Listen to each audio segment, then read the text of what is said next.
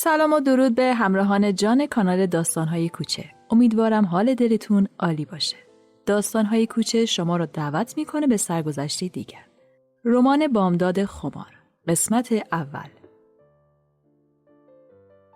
مگه از روی نش من رد بشی؟ اینطور حرف نزن مامان، خیلی سبکه. از شما بعیده. شما که میدونید من تصمیم خودم رو گرفتم و زن اون میشم. پدرت ناراضی سودابه، خیلی از دستت ناراحته. آخه چرا؟ من که نمیفهمم. خیلی عجیبه ها. یه دختر تحصیل کرده به سن و سال من هنوز نمیتونه واسه زندگی خودش تصمیم بگیره؟ نباید خودش مرد زندگی خودش رو انتخاب کنه؟ چرا؟ میتونه. یک دختر تحصیل کرده امروزی میتونه خودش انتخاب کنه. باید خودش انتخاب کنه. ولی نباید با پسری ازدواج کنه که خیلی راحت دانشگاه رو ول میکنه و میره دنبال کار پدرش. نباید زن پسر مردی بشه که با این ثروت و امکاناتی که داره که میتونه پسرش رو به بهترین دانشگاه ها بفرسته به اون میگه بیا با خودم کار کن. پول توی گچ و سیمانه. نباید زن مردی بشه که پدرش اسم خودش رو هم بلد نیست امضا کنه.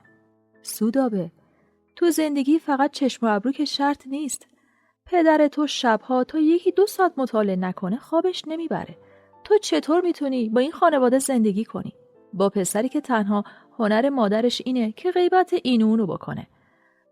بزرگترین لذت و سرگرمیش تو زندگی سرک کشیدن و فضولی کردن در امور خصوصی دیگرانه.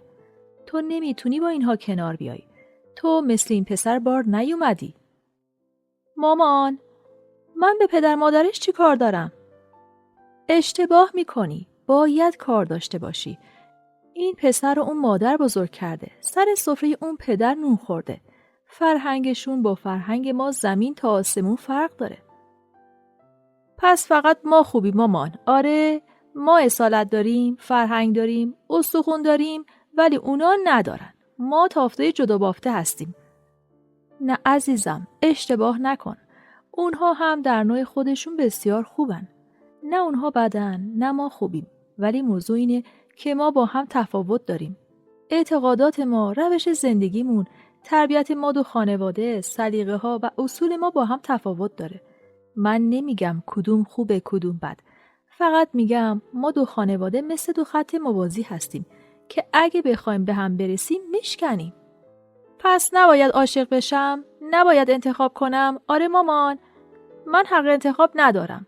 باید بشینم تا پسر فلان دوله و نبه بهمان و سلطنه به خواستگاریم بیاد. آره؟ نه عزیزم، نه سودابه. سفسطه نکن. ما نمیگیم انتخاب نکن. فقط میگیم چشماتو باز کن. گول سر و ظاهر و کت و شلوار رو نخور. انتخاب کن ولی با چشم باز. کورکورانه تصمیم نگیر. فقط زمان حالو در نظر نگیر. از خر شیطان پیاده شو بچه. خودتو به خاک سیاه ننشون. کمی فکر کن. با خودت لجبازی نکن سودابه. ما از خدا میخوایم تو ازدواج کنی.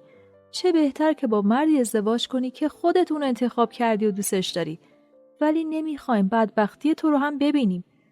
به خاطر همین هرگز با این ازدواج موافقت نمی کنیم. گوش کن مامان، این حرفها رو بریز دور. استخونها رو بریز دور. من گفتم یک دختر تحصیل کرده امروزی هستم. شما هم که الحمدلله تمام دنیا رو گشتید. باید بدونید دیگه نمیشه دخترها رو به زور تهدید و مشت و لگد شوهر داد. من از اون دخترهای 100 سال پیش اندرونی نیستم که سر عقد نیشگونیشون میگرفتن تا بله بگن. اون دوره گذشت مامان. خوبه که بابا ادعای روشنفکریش هم میشه. تا وقتی که دخترها و پسرها عاشق آدمهای نامناسب میشن، این مسئله همیشه بین پدر و مادر، پسر و دختر بود. هست و خواهد بود تا وقتی که پدرها و مادرها چاهو بر سر راه فرزندانشون میبینن ولی نمیتونن چشم اونها رو باز کنن. مثل گندم برشته بالا و پایین میپرن. ولی مامان، من یکی زیر بار حرف زور نمیرم. آخه چرا نمیفهمید؟ این زندگی منه. میخوام به میل خودم اونو بسازم. عهد شاه وزوزک که نیست. تازه تو عهد شاه وزوزک هم خیلی از دخترها از خودشون اراده نشون میدادن. زیر بار حرف زور نمیرفتن. خودشون زندگی خودشونو میساختن. عمه جونو ببین. مگه جلو چشمتون نیست؟ مگه اون زن مردی نشد که میخواست؟ هان نشد؟ چشمان مادر یک لحظه از وحشت و درد گشاد شدند. نگاه خیری به دخترش انداخت. دختر جوان با آن چشمان درشت میشی و موهای پرپشت مواج، بینی یونانی و لبهای خوش ترکیب و پوست زیتونی، سرسختانه و مبارزه جویانه در چشم مادر خیره شده بود. زیبایی او دل مادر را بیشتر به درد می آورد. دخترش، دختر تحصیل کرده روشنفکر و هنرمندش، با پشتوانه معتبر فامیلی و به قول خود سودابه و قدیمی ترها، اصیل و استخوندار، عاشق تنها پسر یک خانواده تازه به دوران رسیده جاهل شده بود که دری به تخته خورده و ثروتی گرد آورده بودند. پدر و مادر بیچاره سودابه حتی جرأت نداشتند تا درباره سابقه این خانواده تحقیق کنند. خوب می‌دانستند سابقه درخشان و آبرومندی در کار نیست و بهتر از قضیه را مسکوت بگذارند. مادر آرزو داشت این پسر از خانواده‌ای بود که دستی تنگ و فکری باز داشتند. خانواده‌ای کوچک و شریف و خوشنام. در آن صورت وضع فرق می‌کرد، ولی متاسفانه چنین نبود. افسوس که این حرفها به سر جوان و خام این دختر زیبارو فرو نمی‌رفت. به سر این عصاره شیرین زندگی، به سر این ناز پرورده سختی نکشیده، گوهری که می‌خواست به دامان خس بغلطد. واقعاً که این دختر چقدر به عمه‌اش شبیه بود. نه تنها سر و شکل و سر و پای وجودش، بلکه تمام خصوصیات اخلاقیش. انگار که عمه دوباره جوان شده است. مادر سکوت را شکست و به سخن درآمد. همین عمه جون خودمونو میگی آره؟ بله مامان، همین عمه جون خودمونو میگم. حالا اون خوشبخته؟ به نظرت خیلی عاقبت به خیر شده دختر؟ بله که خوشبخته. خوشبخت‌تر هم میشد. البته اگه آقا جان بنده، پدر استخوندار و محترم ایشان زندگی رو به کام اونا تلخ نمی‌کردن. پشت به اون نمی‌کرد. اونا رو طرد نمی‌کرد. ببین سودابه، بیا با هم یه قراری بذاریم. پدرت از من خواسته به تو بگم فکر این پسر رو از سرت بیرون کنی. فراموشش کنی. دیگه حرفش هم نزنی. ولی من با تو قرار دیگه ای میذارم. مگه نمیگی عمت تو عهد شاه بزبزک عاشق شد؟ مگه نمیگی تمام قید و بندها رو پاره کرد؟ مگه نمیگی عمه چونین و چنان کرد؟ فکر میکنی ارزششو داشت؟ مگه معتقد نیستی که کار درستی کرد که پافشاری کرد و به اون چیزی که میخواد رسید؟ چرا مامان؟ همینو میگم. معتقد هم هستم. خب بیا قرار بذاریم هرچی عمه جان گفت همون باشه. اگه گفت زن اون بشی بشو. اگه گفت نشو قبول کن و زن اون نشو. راضی هستی؟ فقط به یک شرط. به شرط اون که شما اونو پر نکنید. یعنی چی دختر؟ نمیفهمم. یعنی یادش ندید که برخلاف میلش عمل کنه. به من بگه این کارو نکنم. خوبه که همه جونتو میشناسی دختر. نسخه دوم خودته. من هم پرش کنم باز کار خودشو میکنه. هر کاری که صلاح بدونه دلش بخواد انجام میده. ولی من قول میدم به شرط اون که تو هم قضاوت اونو قبول داشته باشی و به حرفاش گوش کنی. بعد آزاد هستی. به قول خودت این زندگی توه. اگه دلت میخواد خودتو تو آتیش بندازی، بنداز. مادر از جا برخاست تا از اتاق خارج شود. دختر دردمند و خشمگین با لحن قهرآلود، دختری که عزیز خانواده بود، پرسید: باز قهر کردی مامان؟ هر بار که میایم مثل دو تا آدم تحصیل کرده و فهمیده در این باره صحبت کنیم شما باید قهر کنی؟ قهر نکردم دختر. میرم عمه جونو بیارم. سودابه لبها را به هم فشرد. روی صندلی نشست و آماده ستیز با عمه جان شد. آفتاب عصر زمستان از پشت پرده تور بر قالی‌های رنگینی اتاق میتابید. کتاب حافظ پدر روی میز منبت‌کاری وسط اتاق باز بود. تابلوهای نقاشی که دیوارها را زینت میدادند همه اصل بودند. کتابخانه پدر سرتاسر یک طرف دیوار اتاق نشیمن را میپوشاند و این به غیر از کتابخانه‌ای بود که در اتاق خواب خود داشت. باغبان از صبح زود برای هرس درختان و سمپاشی آمده بود. استخر در جلوی ساختمان برخلاف تابستان ساکت و غریب افتاده بود. بر بوته‌های گل‌های سرخ معروف ایرانی حتی یک گل هم نبود. همه هرس شده و کوتاه در انتظار نسیم بهار بودند. امسال خوشبختانه هوا چندان سرد نشده بود. درختان چنار همچون بارویی دور تا دور حیاط 600 متری را پوشانده بودند. آفتاب اول زمستان بر برگ‌های سرخ و زرد آنها سایه روشنی مطبوع به وجود آورده بود. لای دری که به حیاط می‌رفت گشوده بود و نسیم سردی از در توری جلوی آن عبور می‌کرد و از آنجا به اتاق نشیمن که اکنون سودابه در آن نشسته بود وارد می‌شد. دختر جوان آن را با حرص و ولع استشمام می‌کرد، زیرا که دل درون سینه‌اش می‌سوخت. کف راهرو و اتاق با پارکت پوشیده شده و هر جا که مناسب بود قالیچه‌های رنگی کرک و ابریشم افکنده بودند. بدون شک مادرش نه تنها زیبا بود، بلکه ذوق و سلیقه سرشاری نیز داشت. این زن خوش‌سیمای شیک‌پوش و جذاب که این همه برای شوهرش عزیز و لوس بود. زنی که در زندگی راحتش هرگز گردی از اندوه بر چهره‌اش ننشسته بود. مگر زمانی که پدر با اتومبیل در جاده شمال تصادف کرد و در آن زمان گویی این زن مرد و دوباره زنده شد. چون ماجرا به خیر گذشته بود. اکنون چنان راه می رفت که انگار تحمل وزن بدن خود را روی پاهای کشیده و خوشتراشش را ندارد. مامان بلوز سفید آستین بلند و دامن سیاه پلیسه به تن داشت و ژاکت سفید کشمیری بر دوشش انداخته بود. موهای زیتونی رنگش کوتاه و مرتب بودند. بابا دوست نداشت مامان موهایش را رنگ کند. مامان به نظر او احترام گذاشته بود. آهسته از اتاق خارج شد و صدای دمپایی‌های طبیش در راهرویی که به اتاق عمه جان می‌رفت کم و کمتر شد. بوی عطر ملایمی از او در اتاق به جا ماند. در طبقه همکف بجز سالن مهمانخانه و ناهارخوری و اتاق نشیمن فقط یک اتاق دیگر وجود داشت. اتاق عمه جان. اتاقی که پنجره کوچکی رو به باغچه داشت. بقیه اتاقها در طبقه بالا بود. اتاقهای خواب، اتاق کار پدر، اتاقی که بچه‌ها در آن درس می‌خواندند یا بازی می‌کردند. خانه حکایت از ذوق سلیم و روح لطیف صاحب خانه داشت. پدر اهل هنر بود و شعر می‌گفت. زیاد مطالعه می‌کرد. مامان نقاشی می‌کرد. البته نقاش چندان زبردستی نبود، ولی اهل ذوق بود و همین او را در چشم سودابه بیشتر محکوم می‌کرد.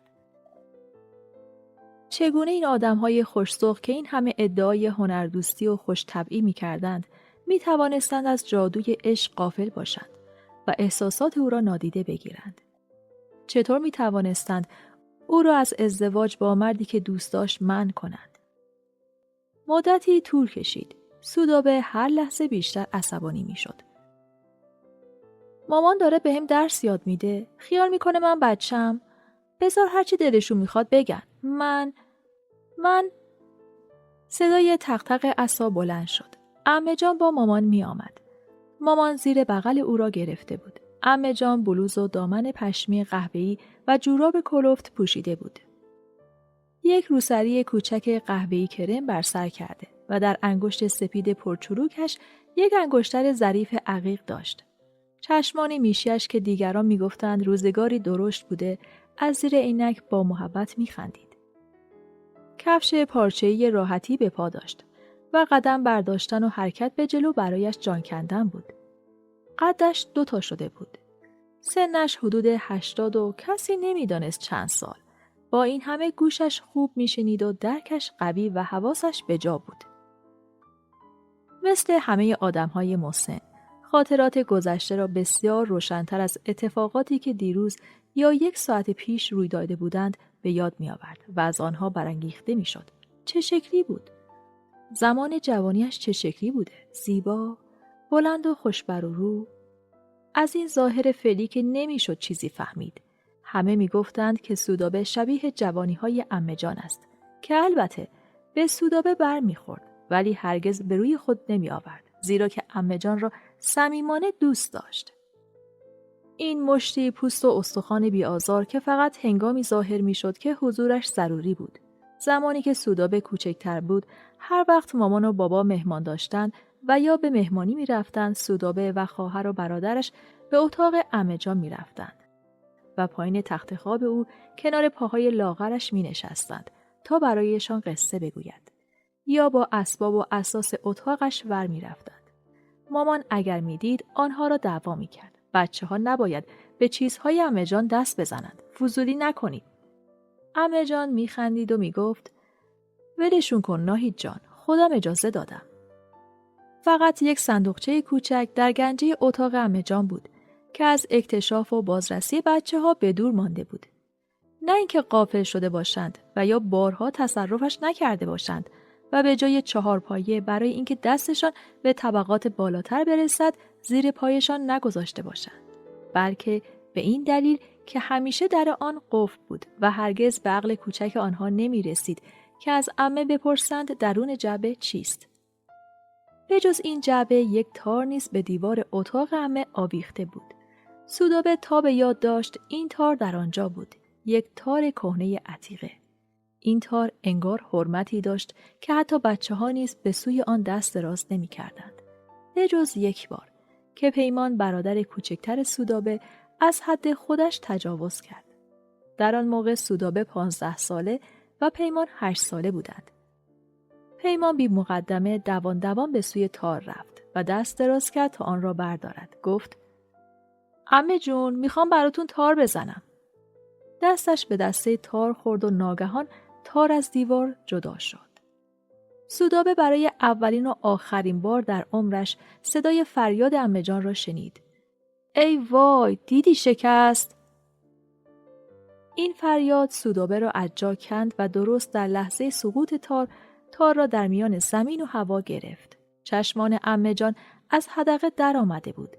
سر و سینه را به جلو متمایل کرده و دستها را به سوی تار دراز کرده بود. گویی تار در هنگام سقوط تغییر جهت میداد و تصمیم می گرفت که به سوی تخت عمه جان پرواز کند و کنار او فرود آید. پیمان هم ترسید. رنگش پریده بود. نه، از عمه جان نمی ترسید. از شکستن چیزی می ترسید که اکنون همه فهمیده بودند گویی جانشینی نمی توانست داشته باشد. انگار شیشه عمر عمه جان بود.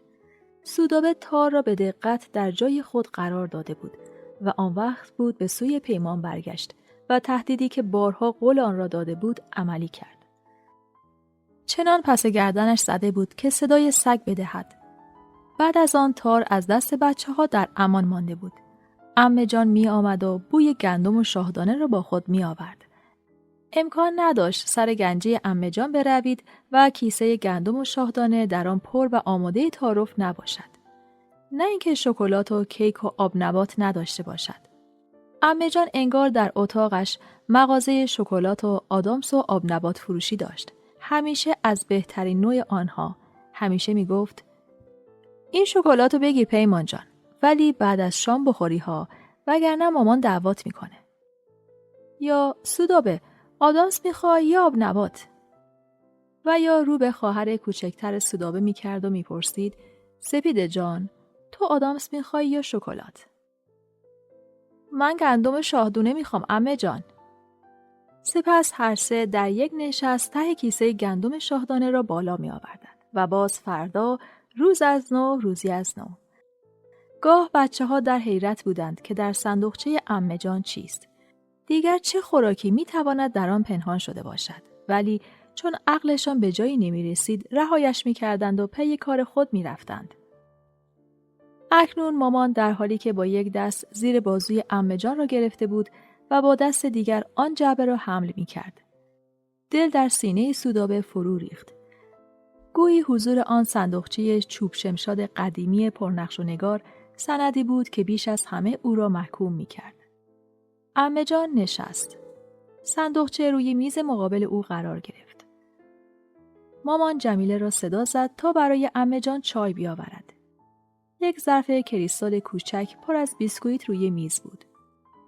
عمه جان رو به سوی زن برادرش کرد و پرسید داداش خونه نیست؟ چه سوال بی‌معنایی. جای اتومبیل برادرش در گاراژ ته حیاط کنار اتومبیل ناهید خالی بود. رفته بیرون. کجا رفته؟ رفته اسکی، پیمان و سپیده رو برده. ولی سودابه خوب می‌دانست که بابا رفته تا مادر و دختر بدون حضور او در صورتی که بر سر یکدیگر فریاد بکشند او مجبور به دخالت و اعمال قدرت نشود. جمیله چای آورد و رفت. مامان هم به دنبالش رفت و در حالی که در اتاق را می‌بست گفت نصیحتش کنید. شما رو به خدا نصیحتش کنید.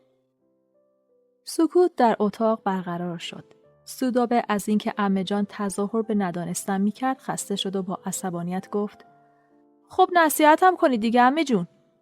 باز هم عمه جان ساکت ماند. ماما میگه اگه شما موافقت کنید اونا هم موافقت میکنن. اگه موافقت نکنید اونا هم موافقت نمیکنن. به عمه جان مینگریست. یک کلام بگو جانم را خلاص کن. آره یا نه؟ ولی عمه جان ساکت و گرفته بود. از پنجره به بیرون مینگریست. عاقبت با صدایی گرفته انگار که با خودش حرف میزند آهسته گفت آخر وقتش رسید. چی عمه جون؟ عمه جان برگشت و به او خیره شد. من چه کاره هستم که به تو بله یا نه بگم دختر جون؟ من فقط قصه خودم رو میتونم برات بگم. اون وقت این تو هستی که باید تصمیم بگیری. عمه جون 100 دفعه از این قصه ها برام گفتن. قصه شیطنت های خودتون که بچه بودید و برام گفتید. عمه جان گفت نه جونم، اصل کاری رو نگفتم. اونو گذاشته بودم برای امروز. اگه یک بار اصل اونو میگفتم دیگه نمیتونستم جلوی خودم رو بگیرم. سالی 100 بار تکرارش میکردم. خب پیری و بی همدمیه دیگه.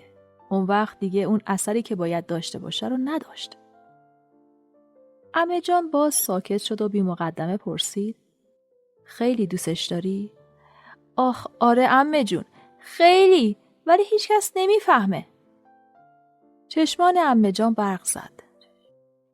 یک لحظه انگار که چشمانش جوان شد. جوان، درشت، میشی و درخشان. آیا این واقعا نگاه عمه جان بود یا سودابه تصویر خود را در چشم او دیده بود؟ حالا میفهمید که چرا میگویند سودابه شبیه عمه جان است.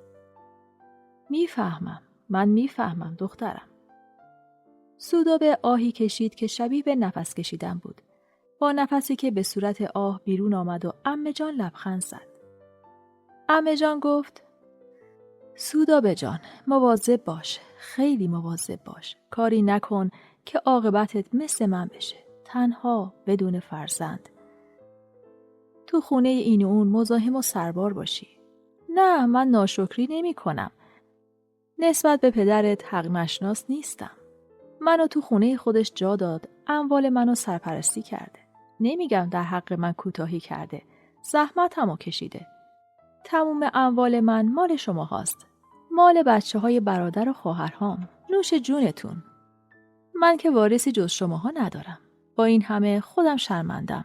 میدونم که سربار مادرت هستم. اوه عمه جون. نه عزیز دلم. گوش کن. مادرت هم با من مهربون بود. دختر خود منه. ولی خب بالاخره هر زنی خواهان یک زندگی زناشویی تنها مستقل بدون مزاحم. من خوب میدونم چی میگم. آخ جان دلم. هرچه اطرافیان مهربان باشن باز هم بچه خود آدم که نیستن. بچه آدم بعدش هم خوبه. اگه تو سر آدم هم بزنه شیرینه. پس ما چی؟ جای بچه‌های شما نیستیم؟ چرا عزیزم؟ چرا؟ مخصوصاً تو که خود منی. روزی 100 دفعه خدا رو شکر میکنم که تو این خونه هستی. هر وقت از بیرون میایی، از اتومبیل مادرت پیاده میشی، 10 دفعه قربون صدقه قد و بالات میرم. دعا میکنم الهی سفید بخت بشی. هر ستاتون سفید بخت بشین. الهی از دست خودتون نکشین. دلم میخواست هیچ وقت این صندوقچه رو جلوی تو باز نکنم. تو این چیزا رو میدونستی؟ سودابه هیچ چیز نمیدانست. عمه جان به جلو خم شد و یک کلید قدیمی از زنجیر طلایی که به گردن داشت بیرون کشید و در صندوقچه را گشود. سودابه با حیرت گفت اوه عمه، پس کلیدش اینجا بود؟ عمه خندید و گفت آره شیطونکا، هر ستاتون از بچگی دنبال کلیدش بودین. مگه نه؟ در صندوقچه جز مقداری خرت و پرت، کاغذهای زرد شده، 1-2 عکس و یک طلاقنامه هیچ نبود. این بود صندوقچه قیمتی عمه جان. درون آن نه عروسک بود، نه شکلات، نه کش تیر و کمان برای گنجشکا و نه پارچه و پولک برای دوختن لباس عروسک ها. از هیچ یک از آن اشیایی که در دوران کودکی برای سودابه و خواهر و برادرش حکم گنج را داشت خبری نبود. حتی لواشک و قرقروت و آلبالو خشکه هم در آن پیدا نمی‌شد.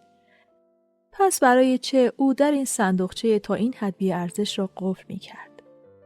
عمه جان چای خود را نوشید. در مبل فرو رفت و به عقب لم داد و دسته عصا را به دست گرفت.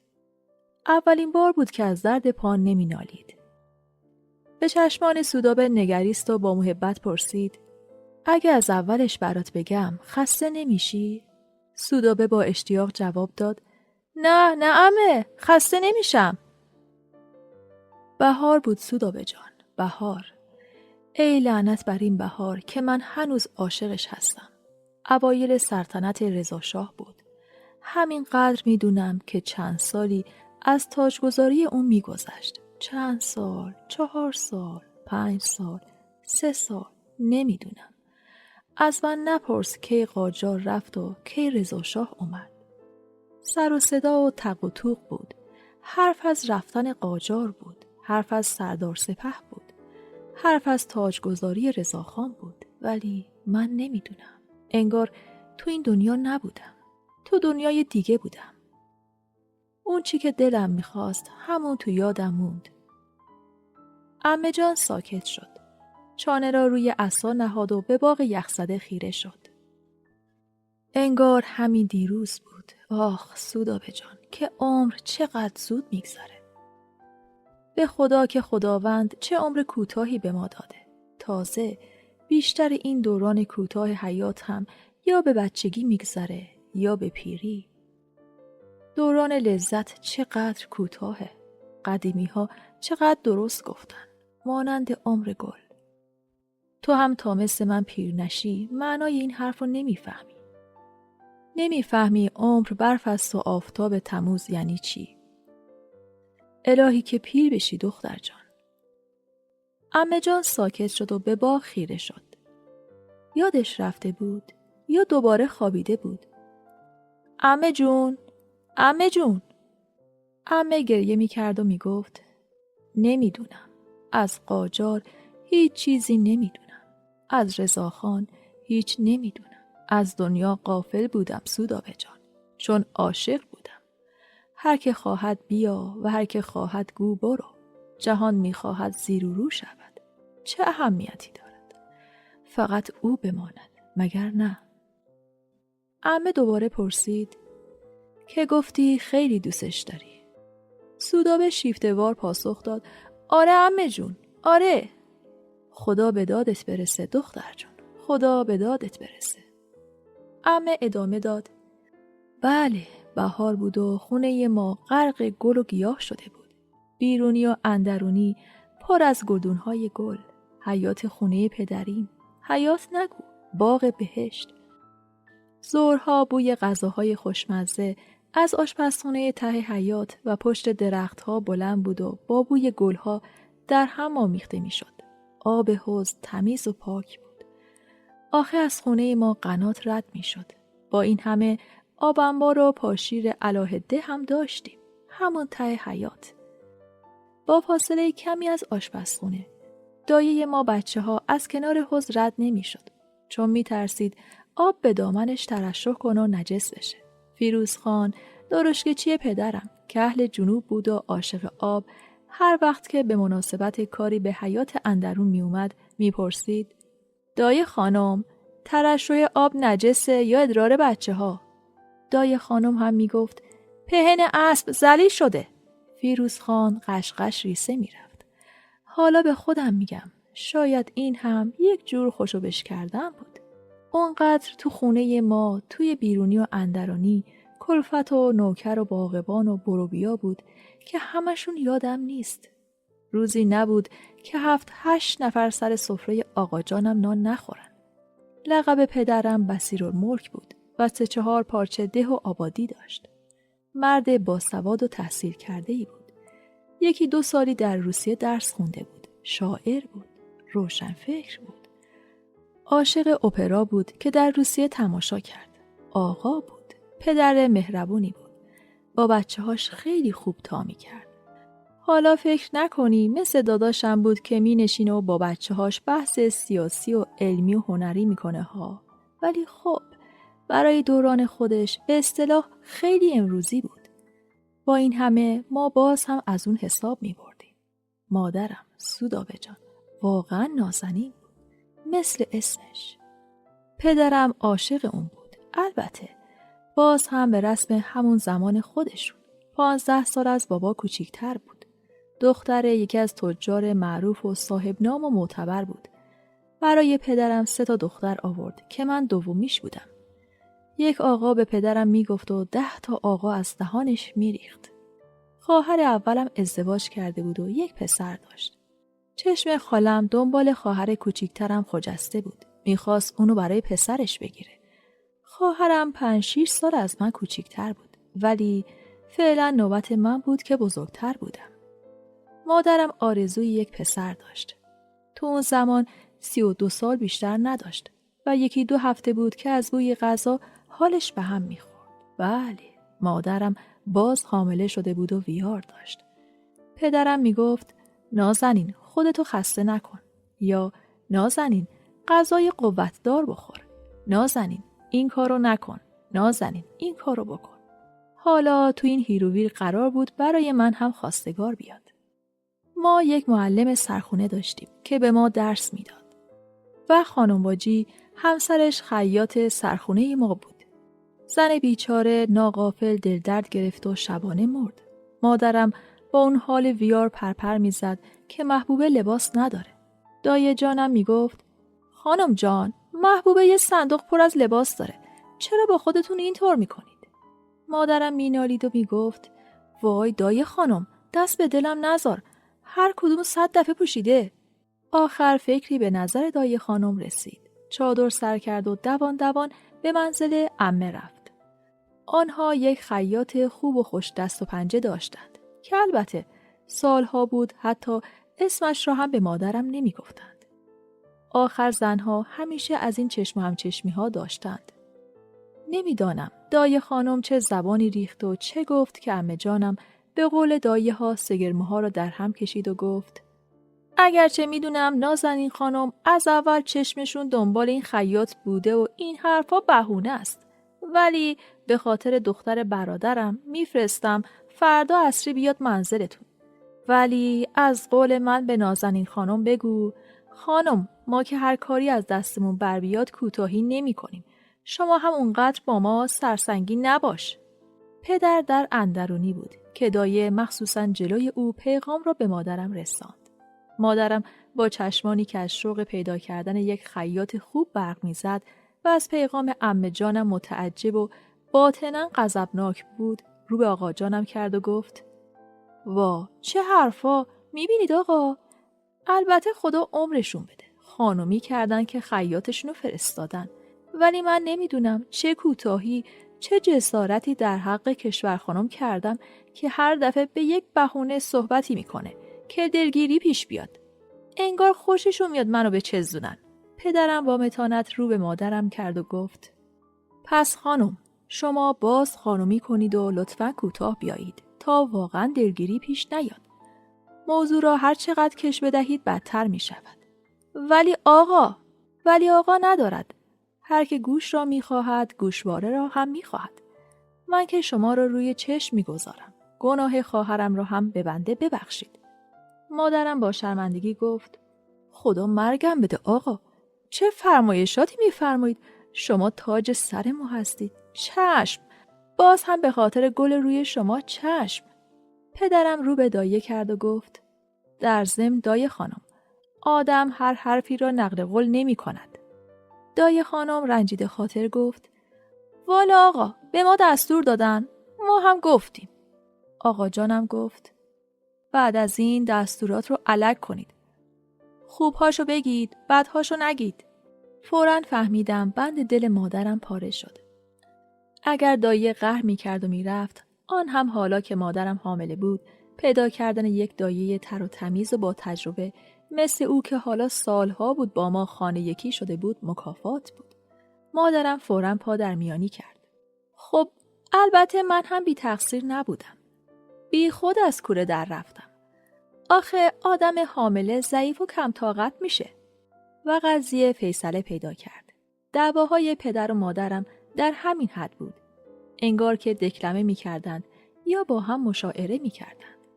هر کدام به خوبی میدانستند در کجا باید کوتاه بیاید. از گل نازکتر به هم نمیگفتند. خطاهای یکدیگر را به رو نمی آوردند. این گذشت‌ها تا آنجا بود که همگی میدانستیم وقتی پدرم 2 هفته یک بار شب‌های سه‌شنبه بیرون می‌رود و شب به خانه بر نمی‌گردد. در منزل اسمت خانم همسر دومش می‌خوابد. ولی نمی‌دانستیم آیا مادرم هم می‌داند و به روی خودش نمی‌آورد یا واقعاً نمی‌داند. 5 سال پیش از آن وقتی من 10 سالم بود مادرم خجسته را زاییده بود. پدرم ابداً اظهار ناراحتی نکرد. حتی مثل همیشه برای مادرم یک سینه ریز طلا هم خریده بود. ولی اغلب می دیدم که در حیاط یا منزل قدم می زند و در خودش فرو رفته. تا اینکه شبی به مادرم گفت که به منزل میرزا حسن می رود. میرزا حسن خان مرد محترمی بود. از خانواده های شریف که دستش چندان به دهانش نمی رسید. از دایه می شنیدم که می گفت خانوما. خدمتکاران مادرم را اینطور صدا می کردند. می گویند اهل شعر و ادب است و خوب تار می زند. ولی از او بدشان می آید. چون اهل دل و خوشگذرانی است و هر وقت آقا از خانه او برمی گردند دهانشان بوی زهرماری می دهد.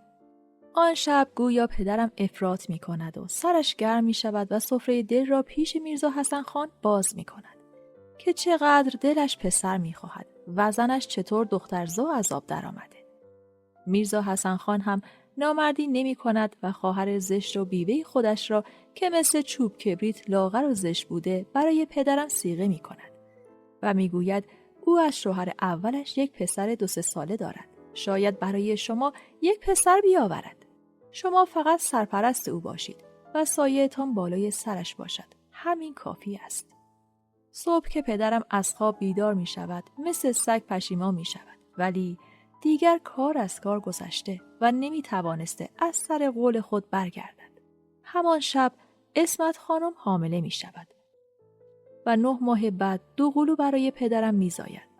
هر 2 دختر، هر 2 سر زا می روند. بعد از این جریان پشت دستش را داغ کرد که دیگر لب به زهرماری نزند. البته مطابق قولی که به حسن خان داده بود هر 15 روز یک بار به سراغ اسمت خانم می رفت ولی او دیگر حامله نشد. گفتم پدرم عاشق مادرم بود. مادرم نسبت به زمان خود زیبا بود. زنی نسبتاً چاق، سرخ و سفید با موهای روشن، چشمان درشت و میشی و قد متوسط. شنیدم که پدرم گفته بود همسرش شبیه خانم‌های زیبا و متشخص روسیه است. مادرم هر بار که خانم‌های فامیل یا دوست و آشنا این جمله را از پدرم نقل می‌کرد از فرط شادی از خنده ریسه می‌رفت. دور افتادم عزیزم. داشتم می‌گفتم. بهار بود و قرار بود فردا عصر خیاط عمه به خونه ما بیاد. 3 هفته دیگه شب تولد حضرت امام رضا بود. قرار بود شازده خانم همسر عطاالدوله برای خواستگاری به منزل ما بیاد. خواستگاری من برای پسرش. سودابه هیجان زده پرسید راست میگی عمه جون؟ همون که سالها از رجال معروف ایران بود؟ وای باورم نمیشه. راستی اون خواستگار شما بود؟ باور کن جانم باور کن. ولی من اونو رد کردم. وای عمه جون. عمه جان لبخند زد و گفت وسط حرفم نپر یادم میره. اون حدود 10-15 سالی از من بزرگتر بود. میگفتن تازه از فرنگ برگشته. آره میگفتن دخترهای خانواده های محترم براش قش و زف میکردن. همسر اولش سر زار رفته بود. اون زمان خیلی از زنها اینطوری میمردن. مثل حالا نبود که حکیم و دعوا سر هر کوچه باشه. خلاصه اون موقع من 15 ساله بودم و روی یک سنگ 1000 تا چرخ می زدم. سر حال و سردماغ بودم. معنای شوهر رو نمی دونستم. فقط می دونستم که اگه 1-2 سال دیگه هم بگذره پیر دختر میشم. سودابه خندید. عمه جان هم خندید. عمه جان ادامه داد. بله، هر زمان اقتضایی داره. اون موقع 18 ساله ها و 20 ساله ها پیر دختر بودن.